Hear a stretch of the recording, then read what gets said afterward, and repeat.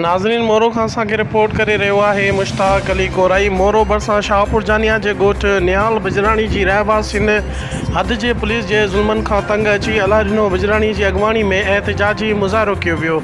एहतजाज में शामिल अलाह ॾिनो बहिराणी अली अकबर बहिराणी ऐं ॿियनि जो चवणु हुयो त असां मालवंद मिसकिन माण्हू आहियूं। इलाइक़े जी पुलिस असांजो जीअण जंजाल करे छॾियो आहे। हर 6 महीननि बाद असांखां लखें रुपयनि जी डिमांड कई वञे थी, जेका न ॾियण ते गुज़िरियल राति हद शाहपुर जानिया जी पुलिस अटालनि सां असांजे घर मथां चढ़ाई करे चादर चौदीवारी जो तक़दस पामाल करे घर में मौजूदु मर्द औरतुनि ते बेरहमानो तशद्दुद कयो वियो आहे।